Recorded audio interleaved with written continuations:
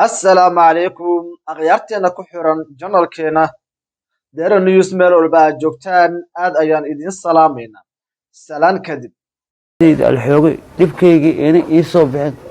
oo dhibkay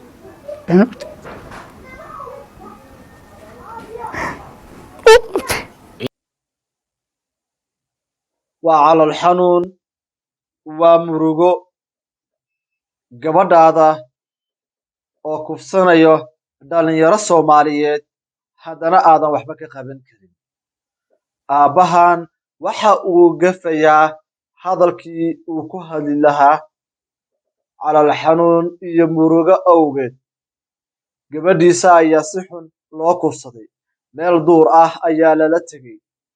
waana la isku dhiidhiibay iyadoo weliba laga duubayo muuqaal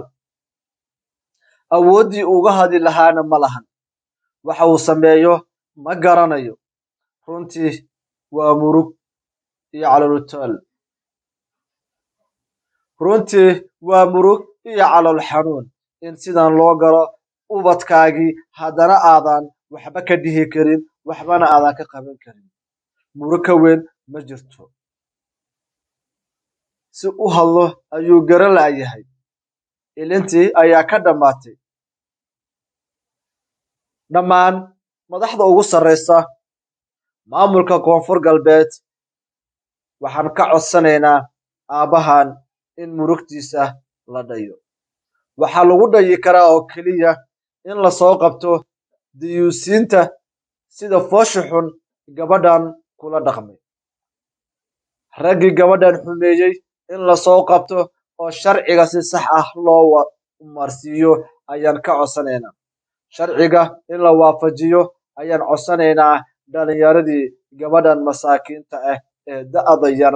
inay kufsadeen ay xoogeen handala ka duubay muuqaalka ayaan codsanaynaa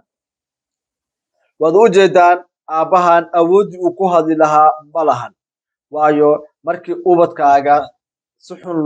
loola dhaqmo waad og tahay waxa aad dareemaysid madaxda koonfur galbeed waxaan codsanaynaa raggii falka ku dhaqaaqay ee falkan sameeyey inay soo qabtaan dadku waa is yaqaanaan muuqaalkina waa la hayaa sharciga in la hor keeno oo si sharci ah loogu qaado wuxuu ka qabo sharciga ma fiirsan karno maalin walba in gabdhaheena Soomaaliyeed ama hablaheena quruxda badan sida loo silciyo ama sida in loo galo ma daawan karno runtii waa murugo aad iyo aad u weyn in gabdhaheena la rafaadiyo oo bannaanadaas ama duurarkaas in sidan loogu sameeyo handala muuqaal lasoo duubo ceebtoodana lagu faafiyo baraha bulshada waxna qabato ma ahan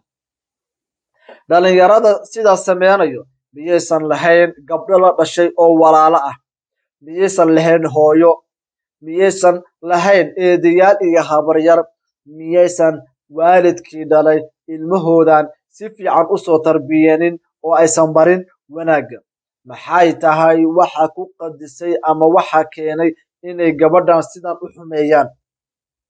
runtii waa arrin aad iyo aad u foolxun oo ay ku dhaqmeen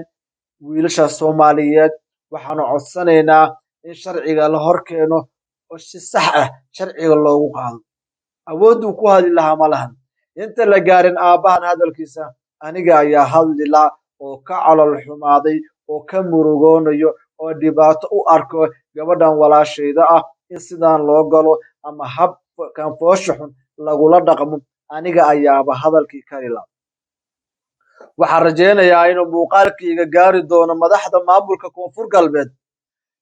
ayna wax ka qaban doonaan dhalinyarada sameynaya arrimahan oo kaleeto ee hablaha Soomaaliyeed